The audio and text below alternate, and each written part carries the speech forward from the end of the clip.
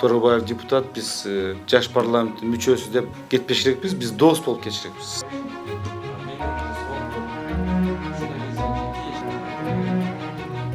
Мамлекеттик кызматта иштеп аткан чиновник ага сын пикир айтылса, ал ушу сын пикирге терс көрүнүш көрсөтпөй, аны кабыл алып туура, ал дайым ачык болуш керек. Жумушчу адамды мен 5%. Быйыл дыйкандардын картошкасы көп эле тынылып кетти, Казакстан өтпөй калды. Ошонун себеби эмнеде? Биздин бул өкмөттүн да күнөөсү бар, бул 100%. Айыл чарба министрлиги ушу саясат жагынан жүргүзө албай койду. Азыркы союздан келген чиновниктер ушу союз келет деп ойлоп атышат дагы элечи. Чөчүн ушу система келет, ушу тиги келет деп ойлоп атышат да, келбейт ал система. Эч качан мен митингдерди колдобойм. Бизде эгерде 3 миллион шайлоочу бар болсо, ушу 3 миллион келип өзүн добуш аркылуу өзүмө карым укугумду мен ушул партияга же бул президентке мен бердим деп добуш аркылуу. Ушундай бизде да түшүнүк болуш керек.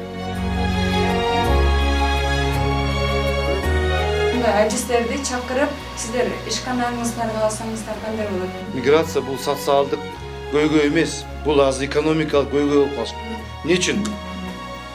Биз өзүбүз балдарыбызды жөнөкөй билими жок жөнөтпөй, буну жок дегенде орто кесипке адис болуп жөнөтүшкенбиз. Барганда көчөнү шыпырбай адис болсо, сварщик, электрик, энергетик, сантехник тиңдемде 20 000 рубль эмес, 50 000 рубль алышы мүмкүн.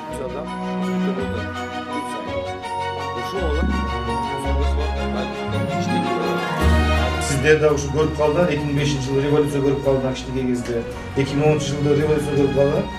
Ошол поколение мындай саясат болуш керек деп көрсөтүп койду. Биздин поколение азыр биз келдик. Бул саясатты биз макул эмеспиз. Тополоңго, радикализацияга тиңде биз макул эмеспиз. Азыр бизге мен жөнөкөй тил менен айтып коеюн. Өкмөт келип Кыргызстанда ракета учурса космоско, ошондон аны билинет да, өкмөт иштеп атат депчи. Анткени сезбей атат, эл көрбөй атат. Айылдагы жашоочу жаран күнүгө күрөштө жүрөт да. Ыссы суу жок, туалети көчөдө ар дайым күрөштө жүрө берип, бул дагы ушул саясатка барам деген мен күрөшкөндөн коркпойм деп ушу күрөшкө саясатка аралашат да. Мени качан элдер мени шайлабай койот, ошондо ана мен бул саясаттан кечкире экен деп эсептейм.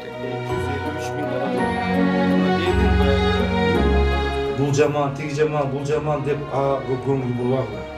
Биринчи өзүңөрдүн багытыңарды, максатты койгула. Ошондо жашоо дагы кызыктуу болот, максат менен жашасаңар.